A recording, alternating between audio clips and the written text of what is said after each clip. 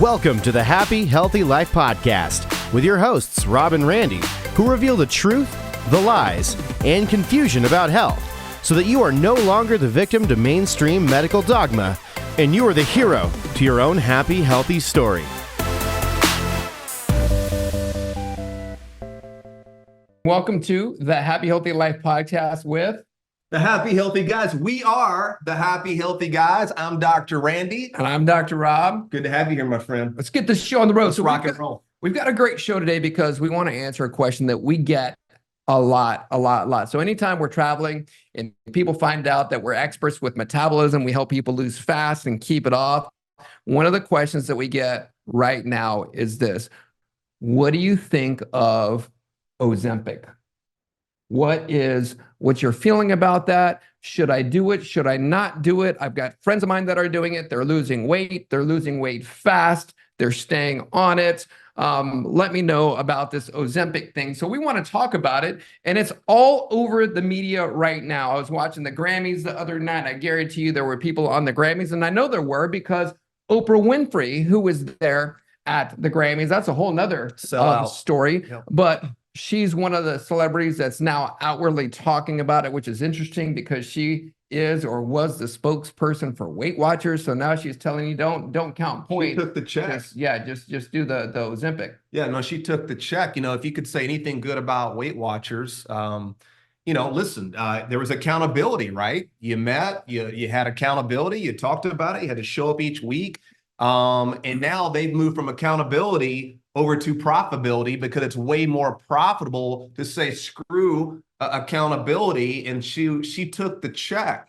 So now they're recommending GLP-1 semaglutide medication in the Weight Watchers group. Oprah sold out. Not shocking, and she's not the only one, so we're not going to pick on Oprah. A lot of good things she does, but the reality is she took the check. And so we're going to dive deep with this today, not as deep as we could go. There's a lot to unpack. It's a very nuanced conversation, but we are going to do our best. Yeah, we have to. We have to talk about this because here's the reality, and here's the real freaking truth is there is a metabolic crisis. So let's don't confuse it. There is a real metabolic health crisis going on right now. Last year that whole article came out, University of North Carolina said that 88% of Americans are metabolically unhealthy. They revised the data, came back out again, and now they're saying that 93% of Americans, check that out. Listen to this.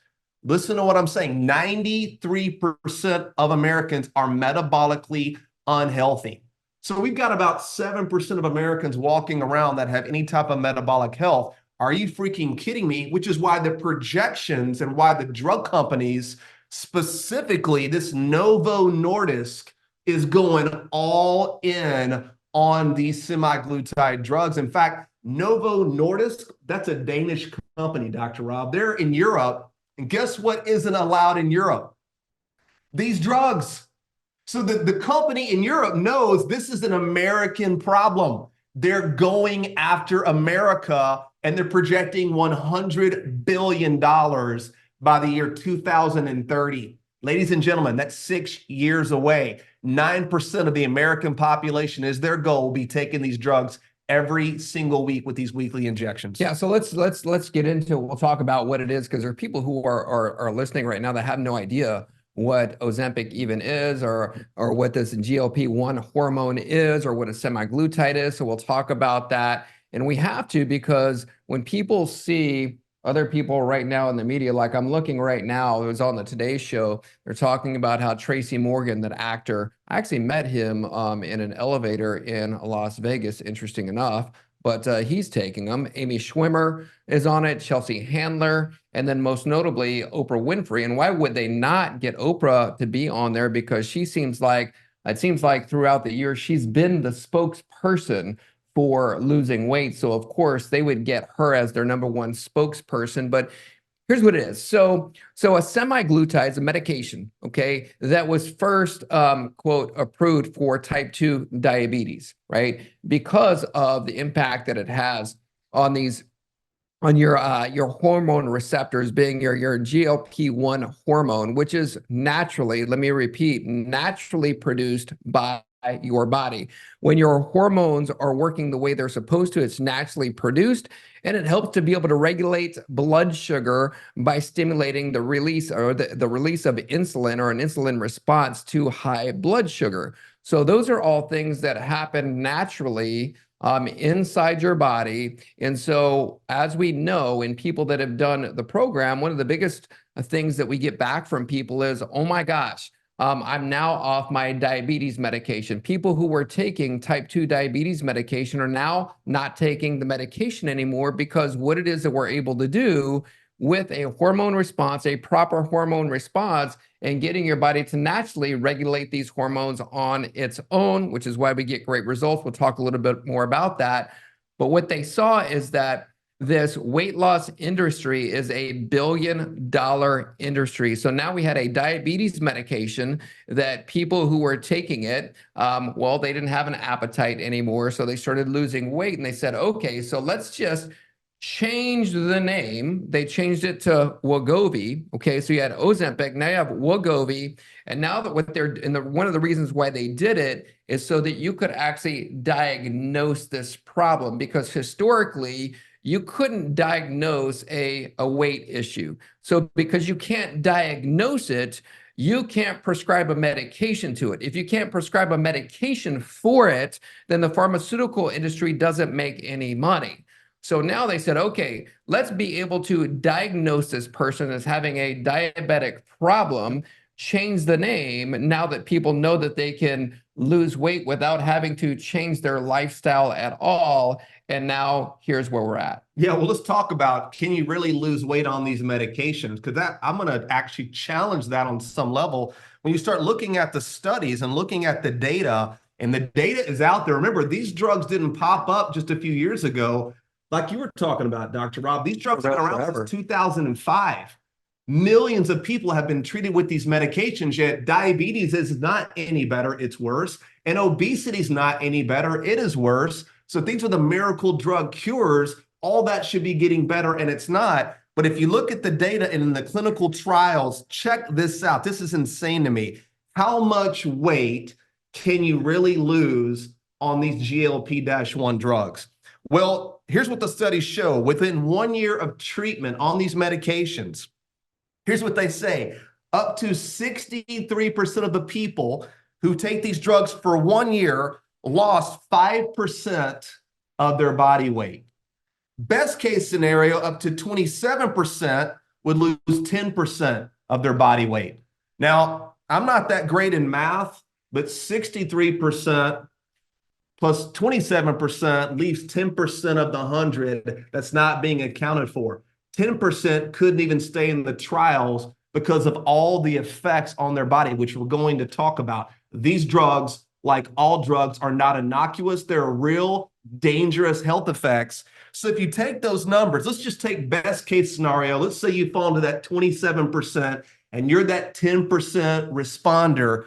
Let's say you're 200 pounds, Dr. Rob, and you are on these drugs for 1 year. By the way, the average cost on these drugs for 1 year, $20,000 for 1 year of these medications, $20K.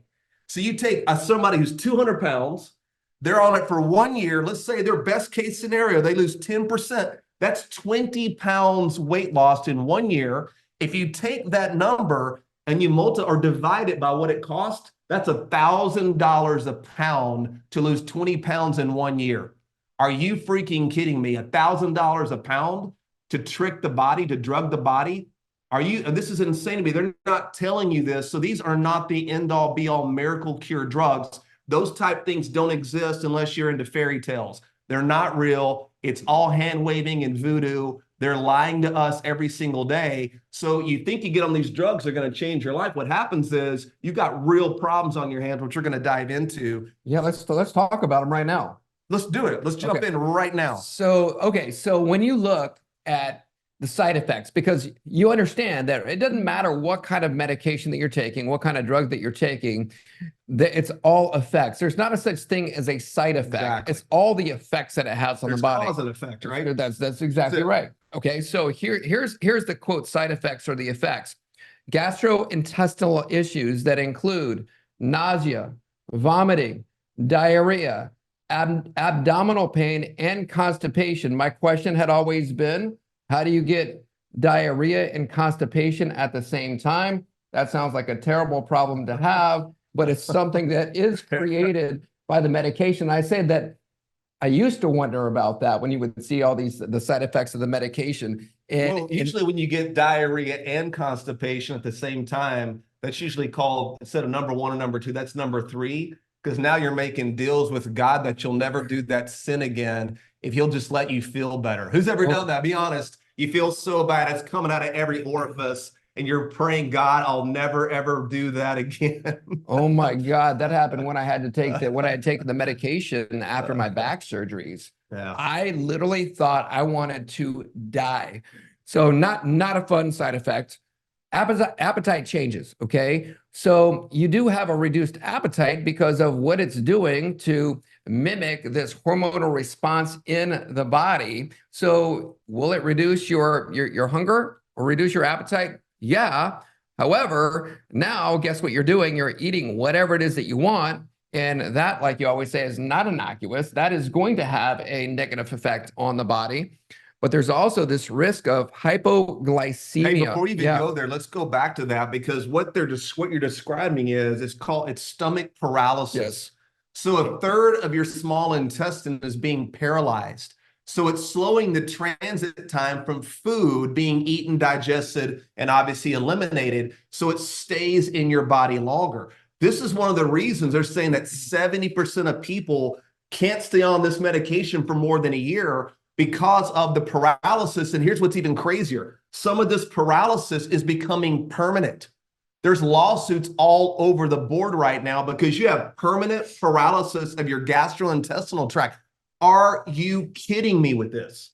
No, it's terrible. So then you have a lack of gut healing. We even talk about with the short chain fatty acids. They're actually created inside the gut. So now you're not getting natural short chain triglycerides, which obviously we always talk about SCT oil that your body should make. So it just really destroys everything. And then you end up with things like changes in insulin sensitivity. This is a huge one because what you're now doing is you're creating diabetes inside of the body. Wow, that sounds like a great strategy. Give people drugs to make them more sick and now have a new disease that you now have more drugs to give them.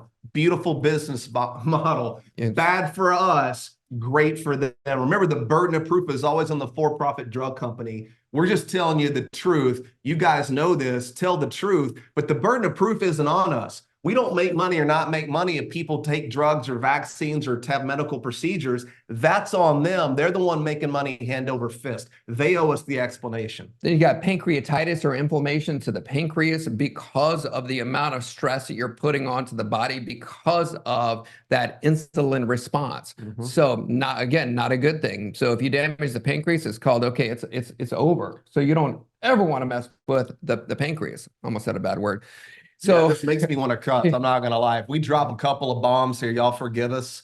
I'm asking for forgiveness. Easier to get forgiveness than permission. I'll just throw that out there. No, and here, here's one of the things that I am absolutely most passionate about, because I feel like as adults, we're adults and we can be able to make our own choices and our own decisions. But when you're a kid, like I was, and I'm watching my mom and the decisions that she made, right? So I'm following her lead. So now what you're doing is you're creating these parents that are doing these things, making it seem like now their children should do the exact same thing because they're watching. So I'm like, you know what? You can mess with adults, but don't F with kids. Don't mess with kids. So that's where I get crazy passionate about this. So well, the most profitable thing to the pharmaceutical industry is a sick child. There isn't anything more profitable. You make them sick, and then they become sick kids, become sick teenagers. Sick teenagers become sick young adults. You end up breeding and grooming and creating a model where now you've got a lifelong customer. What's a lifelong customer worth to the pharmaceutical industry? There is a price on your head. Make no mistakes about it. So there isn't, and this is why they're targeting. They're hoping right now that now they're going to go after 50% of this is going to be going towards teenagers and children. Yep. This is going to be the first line intervention, not changing your lifestyle, not feeding them real food nutrition, starting off kids that are overweight on lifelong dependency on medication. This is what's happening. We're not making this up. The data is out there. We've got to wake up. We've got to speak up because they're going after our children. It's better to tie a millstone around your neck and be thrown into the sea than to harm one child. Whether you've read the Bible or not, that is a fact. You can't deny that. If you're going after kids, you're the worst kind of people. Yeah, that's exactly what they're doing.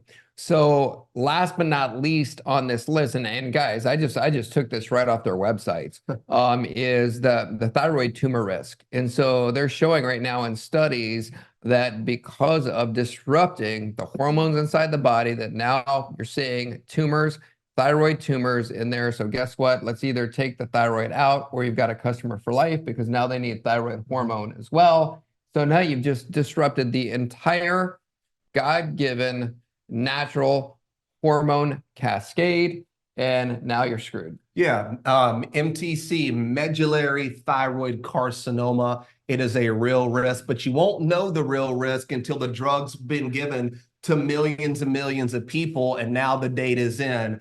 How much damage is being caused by all these drugs that are out there? Who's ever heard of Vioxx? That went out to millions of people, and people were having heart attacks. It was literally boring a hole through your left ventricle. And these drugs were given out to millions of people. They slap them on the wrist with a few $1 billion.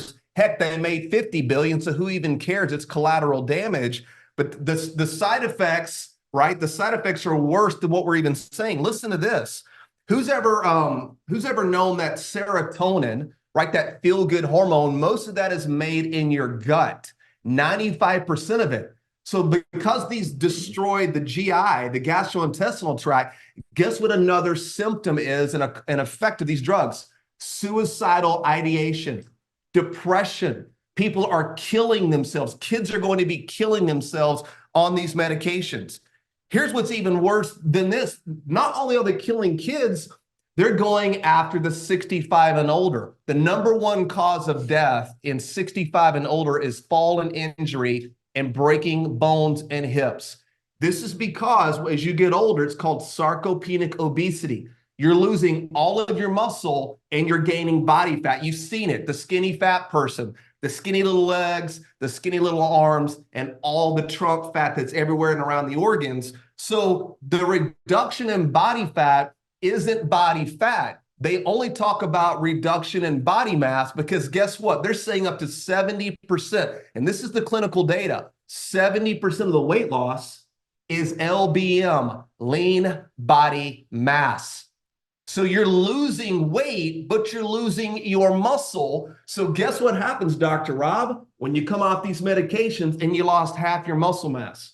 Yeah, you're super weak. You're going to fall down. It's not going to be good. And all the weight is coming back with a vengeance because we know your muscle is a metabolic engine. So you're losing your body mass. Suicide and depression is a real thing.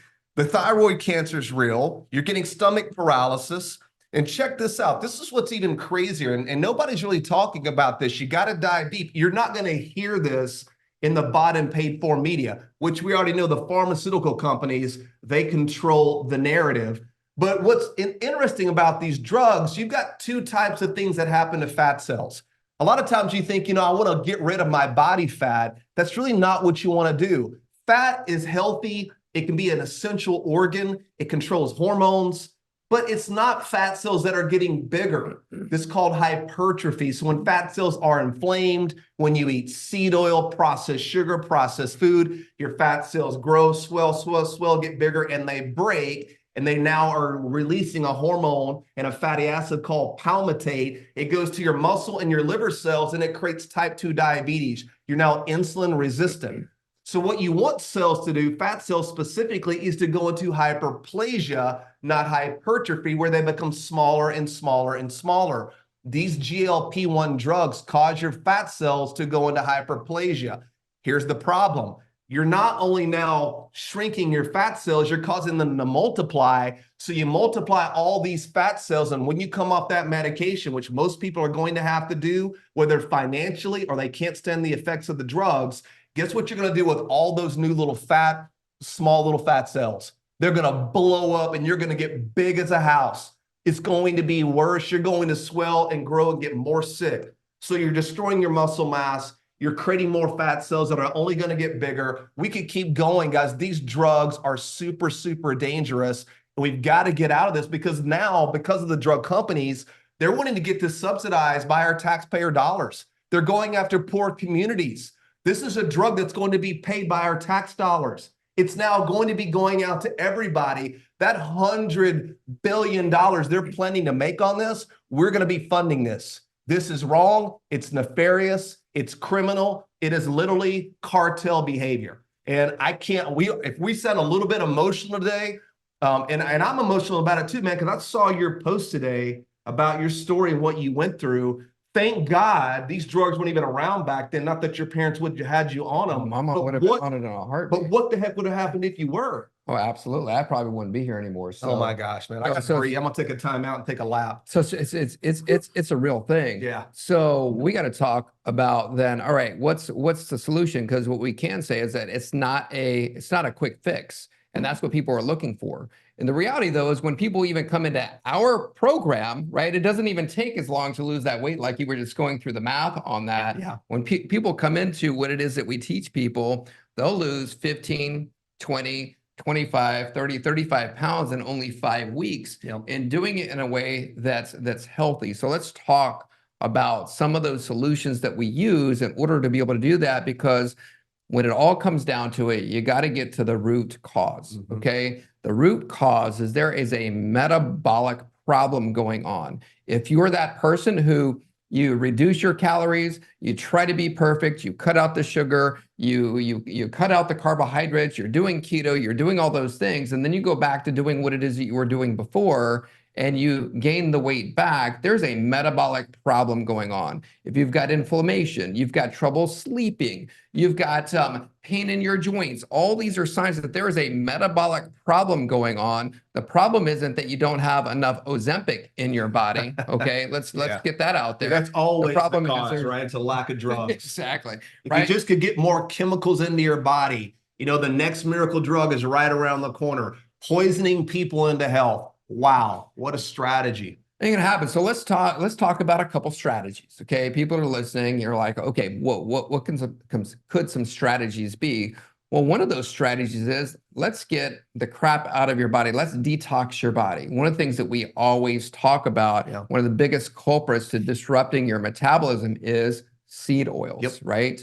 And I know you guys who have been listening and watching for a long time, we may sound like a broken record, but the more and more research that comes out on it, the more and more we're seeing that this right here is wrecking your metabolism. So what are these? It's the corn oils, the trans fats, the Crisco oil. It's the even olive oils, palm seed oil, palm kernel oil. You've got just every single kind of oil that you can imagine, avocado oil, seed oil, all of these different things that are being told to us that they're real healthy alternatives. They're really not any kind of healthy alternative at all. No, and these oils, they build up in your system. We know this. It's got anywhere from a 500 to a 650 day half-life. That means after 650 days, half of this stuff is still in your tissue, in your mitochondria, in the cellular membranes around all the cells of your body.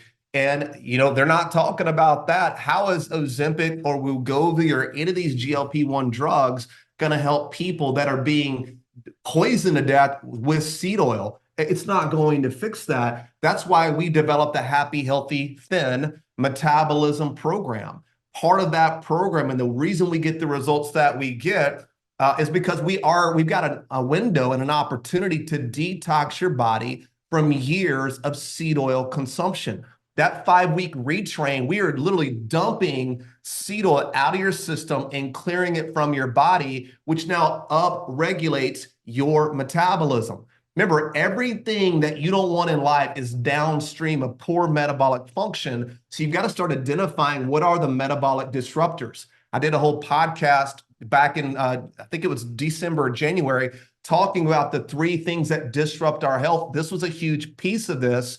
You've got to start identifying it, and we have to talk about it. So that's a part of the program, is detoxing. So a lot of people ask, if I've been eating this crap for 10, 20, 30, 40, 50 years, what do I do? That's why we developed the program, is to help get it out of your body safely, quickly, to get your body stronger metabolically. Yeah. So another step in this that's practical is you got to get your body fat adapted. You got to get your body to where it's actually burning fat for fuel instead of burning carbohydrates and sugars for fuel. So if you're going to think about one strategy other than getting rid of the seed oils, what would be another strategy to help somebody get their body fat adapted?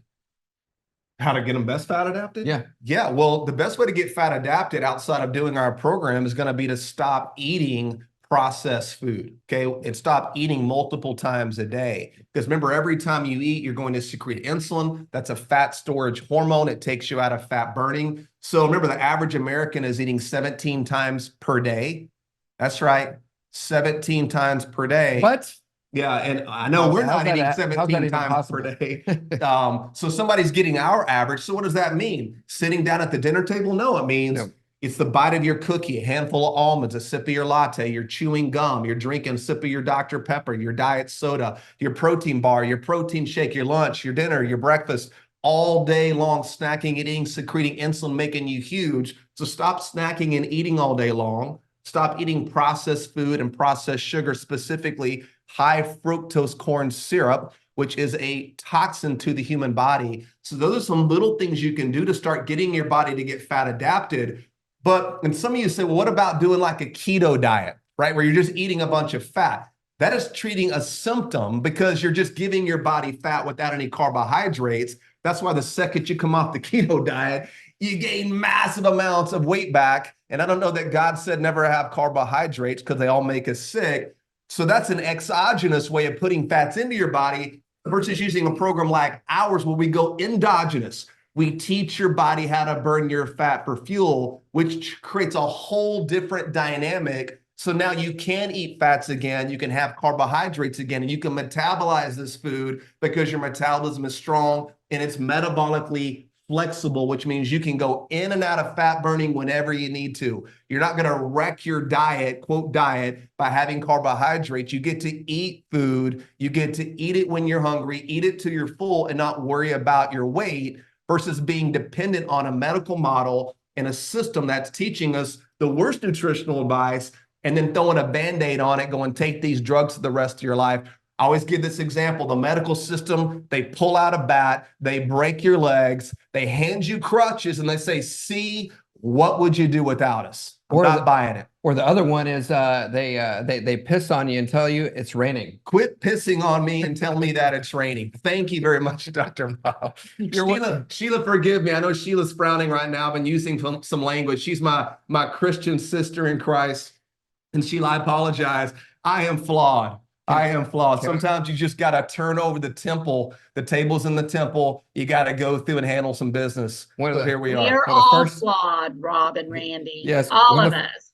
Amen to that. One of the first times that I ever heard Seth, my now 14-year-old son, use any kind of like, I guess it'd be bad language. Yeah. Is he was in the back seat of the car and something was frustrating. And he's like, man, I am pissed off. And he was like, only like 4. Yeah. And then I'm like, oh, I got to watch my mouth around this kid. So, oh yeah, I would have got grounded for a year if I'd have used the word pissed. You know what word got me in big trouble? It was kind of a word that started happening in the 80s and 90s when you would say, this sucks. You're talking about getting my butt tore up, as if I dropped an F-bomb by saying this sucks. So to this day, I get triggered when I even hear that word. Well, I'll tell you what does suck. What does suck? Ozempic. It does suck. Yeah, it sucks. So everything about Ozempic and the whole strategy they're implementing and perpetuating on us sucks. So I think that's a good place to stop it. And we're going to get into the VIP section with our members. I think before we close, I want to read this quote here. As you know, Dr. Rob and I, we listen, we love data, we love research, we love to read. You got to educate yourself. Remember, real knowledge starts once you know it all. That's when the real learning begins. And I love the opportunity to learn and grow and challenge everything I've ever believed. Remember, almost everything we believed, once you go down that rabbit hole, it's just not true. We were lied to, and they're lying to us. So this is a quote here. I want to read this. And it's from a doctor, Dr. Carolyn Dean, a medical doctor. She wrote the book, Death by Modern Medicine. It's a great book. It's so real. It talks about iatrogenesis, which we know is the #1 cause of death and suffering.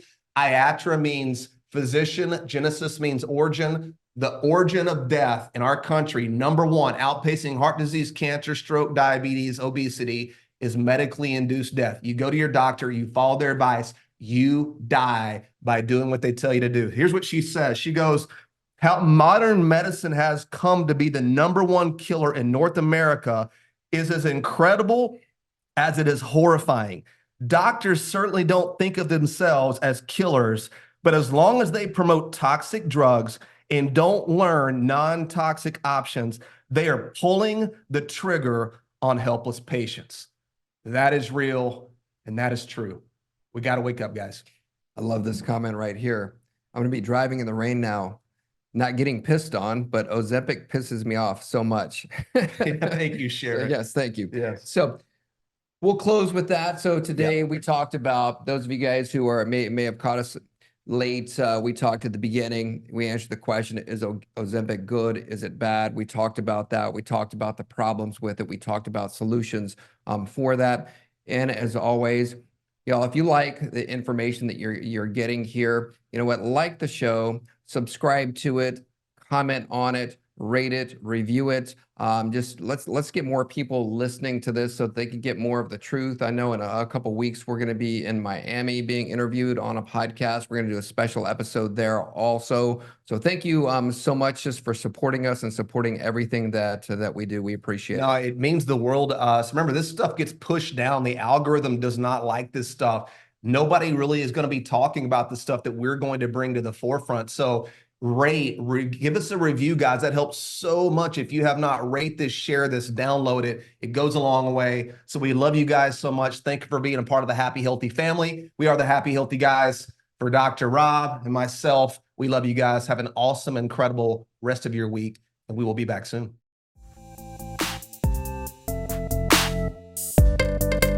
Thanks for listening to the Happy Healthy Life podcast.